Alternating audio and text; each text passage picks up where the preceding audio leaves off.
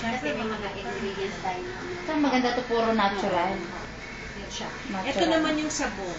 Diba? Ito yung sabon natin.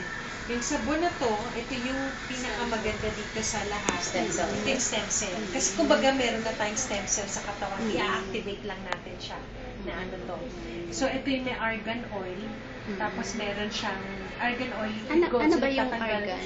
Ano siya, mineral. Di ba? Ang gold, mineral siya. No? So, highest ano siya. Kumbaga meron itong ginto. Minsan, di ba, ang mahal-mahal, may ginto ba yan? Oo, may ginto ito. Di ba? So, kasi yun yung nakapag-clot. Ang maganda kasi dito sa argan, tignan mo, binabalance niya. Pag oily ang skin mo, binabalance niya. Pag balances overproduction of sebum in oily, kung dry ka naman, balances underproduction of sebum in dry skin. So, pwede sa, ano to, dry, for all skin type, kumbaga. So, yan ang kagandahan with argan oil. Tapos, meron tayong pampapayat, ito yung slimming. Ito minsan sinasabay nila dito sa linen pad.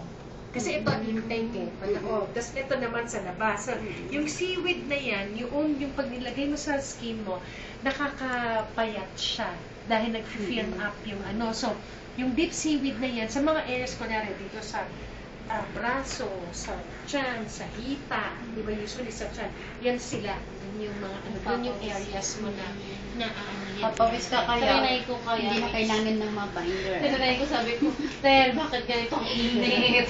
Kasi natunaw yung mga ano. Ang init. Yung iba ginagawa. Inaawal Ano pa, yung tubig tuloy. which is maganda kasi talagang Ako binat sa gabi, natutulog ako ng Ang hinaya. init. Kasi yung mga cellulites ko. Oo, yung mga sa Oo. gilid na. Tapos ito, yun katulad dito, ang oatmeal, ito maganda to sa bata. Bata. Kasi yung nakita nga ng doktor, sabi ko nga, ang galing na ng mga doktor. So, Hindi pwede pa na- nila pwede sa nagagamit. bata. Oo, diba? Hindi pa nila nagagamit, nakikita pa lang yun. Sabi niya, ay, ito yung Nakikita pala yung hydrolyzed. ingredients, Oo. diba?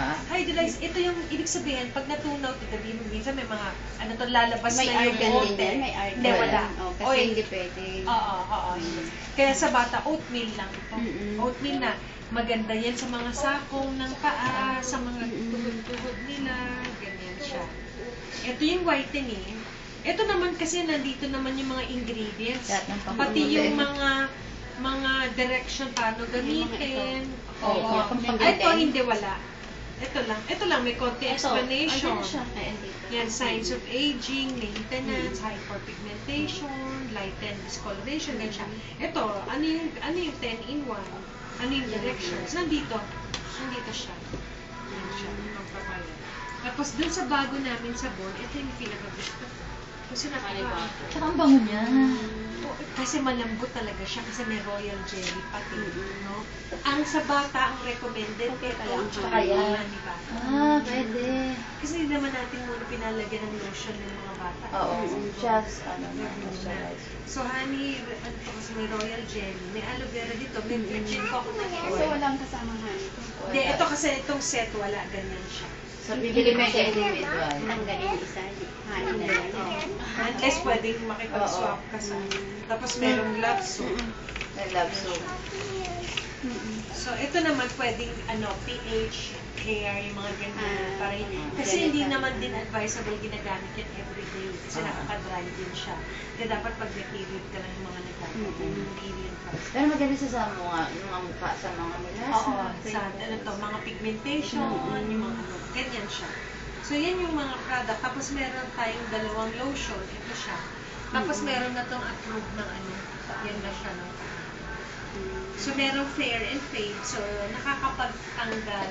So, iyan lang ang kinuha ng pangit. Hindi, lahat. Ito pa lang yung unang nilagay ng seal. Kasi yung iba, hindi pa na yung package. Kaya, Yung bagong mga package na. Meron na. Meron na. Kasi yung mga iba, ano pa natin, yung tawag dito, ano to, katulad nito, nandito na yung mga FDA na approved na ano to, bawat ano kasi yan. So ito, water-based. May mga chemicals din, pero hindi siya yung chemical base. No, hindi katulad ng iba. Meron katulad alcohol, emulsifier siya. Ano to, dimeticon moisturizer, pampalambot. So, hindi siya yung harmful na chemicals. Wala siyang hydroquinone tsaka tretinoin. Yung hydroquinone yun yung nakakasama sa balat.